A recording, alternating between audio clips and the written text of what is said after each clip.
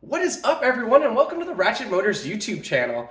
So for today, we're not going to be looking at our 96 Triumph Thunderbird. I'll put the playlist up above if you are interested. And we're also not going to be looking at our 1973 Subaru Swap Super Beetle. I'll put the playlist up here as well. For today, we're going to be making our first step in modifying our 1962 F100. So if you haven't seen before, I'll add another link up here just to show you back to our F100. But this is a 62 shortbed flareside with the original 223 six-cylinder and the 3-on-the-tree manual transmission. Now, it's been a great truck for putting around town, if we're doing some errands here or there, and just the general nostalgia of what it was like to drive a truck in 1962. But when we're talking about a daily driver, I'm actually looking for a little bit more out of it. All the roads around here a lot of them are a speed limit of 55 miles per hour, which is pretty much valves floating on that truck. It's pretty much as maxed out as we can be. And for a lot of other reasons, also just to have some fun with it, we're going to take this truck into the next direction here, really take it to the next step forward. So what you'll be seeing in this video is we're going to pick up one big bundle package that's actually going to knock out a lot of these little projects that I'd been planning for the spring and the summer. This is going to basically kickstart me at least a few months in advance to where I was going to be if I had started with what I have only on hand here. So without really telling too much here, we're going to hop right into things. I do apologize for some of the pickup and the hauling. As you guys all know, I do all my own filming, I do all my own editing, and with also being my own transporter, it was just hard to do all of those steps. So I did my best to capture what I could. But don't worry, we are going to get right into things, and I'll make sure we get plenty of close-ups so you know exactly what we're working on here. All right, so this is the start of the trip. Rental car for the big project for today. We'll keep you guys posted along the way. It's a pretty cool diesel Duramax 2500. I don't know much about these trucks, but it's pretty sweet. All right, update number 2. It's a little hard to see, but we got a trailer behind us there. You can't see it at all, but we got a trailer. We're at U-Haul. We'll give you another update soon. Well, we didn't catch too much footage, unfortunately, but we are on the way home, and you can see in the back, we have quite a nice payload here. So when we get back to unloading, I'll catch everyone up on what's going on here.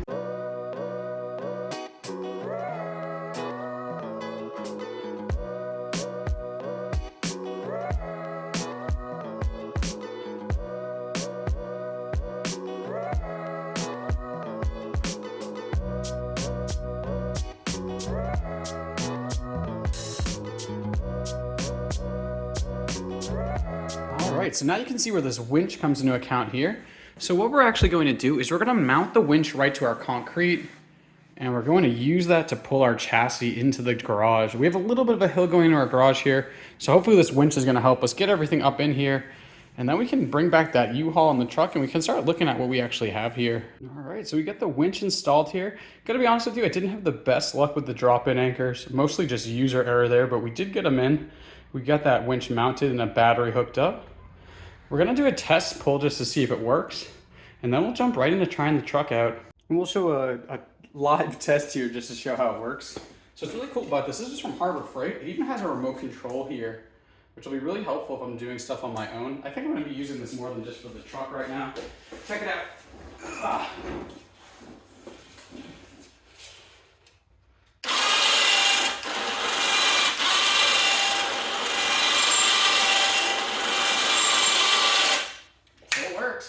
Holding on the ground. So next thing is some little more weight here to see if it actually works for the truck. All right, we got the wind all set up. We're gonna see how it goes.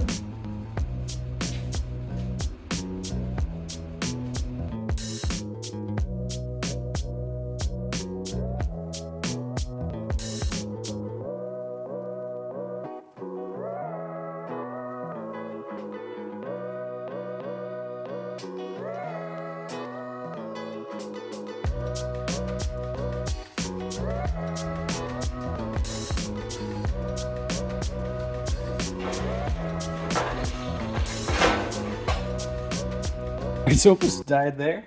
I almost took out our bushes in the front, but I took my jack out there, straightened things up, and I actually think we're gonna be able to get it in here.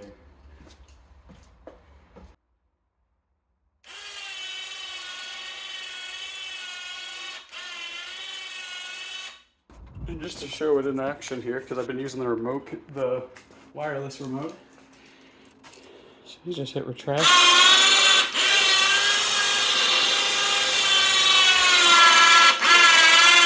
Pretty cool.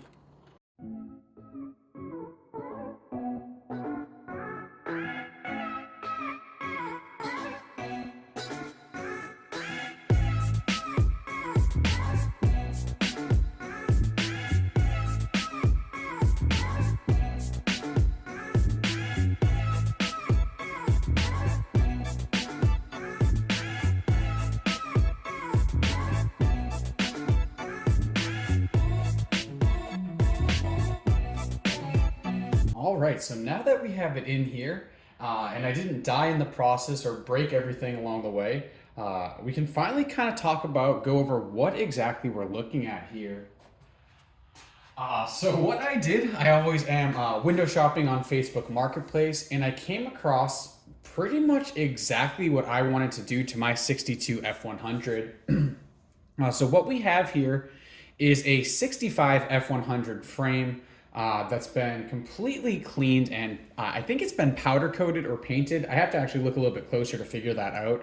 It's really nice, and it has a Crown Vic front suspension that's been swapped onto the front. So we have disc brakes and coil springs as well as power steering. We're looking at a big block 460 along with a C6 automatic transmission connected in the back. Also, on top of all of that, they've included the 8.8 rear end.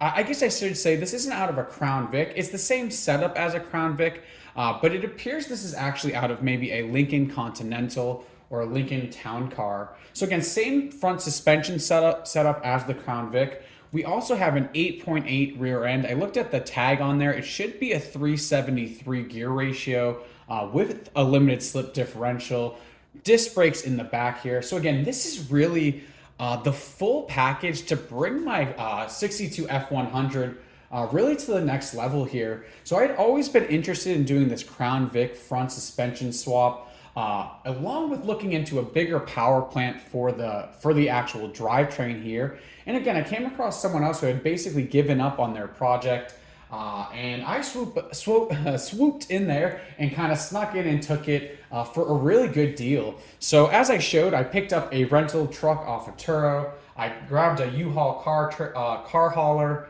I went out there about 2 hours each way to pick up and load this up. And then we used that Harbor Freight winch to actually pull it up in here. And just a little bit more about this whole setup here. So what we're looking at again is a 460 big block. What I can see on the short block is a D2VE. So it appears that this whole truck is basically a Lincoln truck at this point. So we have what appears to be a motor out of a 72 Lincoln Continental, which from my understanding, the heads are the least desirable, but I haven't been able to find the casting code on the heads yet to confirm they are the same as the short block. Other things we have going on is they've installed an HEI distributor. We have some nice stainless steel headers here, some block hugger headers, and they've also got a custom drive shaft already made. So again, a lot of the work has actually been done here. As you guys all know, I'm very much a DIYer. But when I saw this deal here, I really couldn't pass it up. All the parts combined is a lot cheaper than what I paid as a whole here. So really, we have quite a few things to get this up and going. Oh, also it has a Wyand Stealth intake manifold. And it appears some type of Weber's or Edelbrock 750 carb. I was looking at the engine code and the codes here. I still have to look a little bit closer to figure everything out. But again, this is what is going to be going into my 62 F100.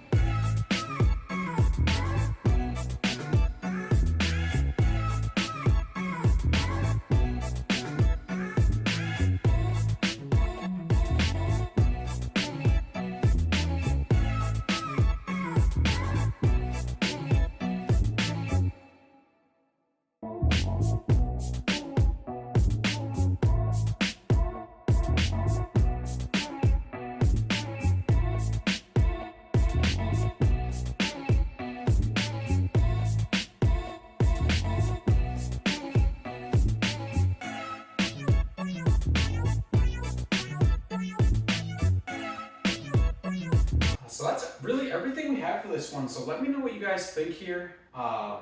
We have a lot to do. I mean, granted, this is a huge step in the right direction, but there's still a ton to do here, a ton to figure out. Some things I want your guys' opinion on, who's done this before. How do we connect the steering column? What steering column should I be using now that I'm changing from my 3 on the treat to an automatic?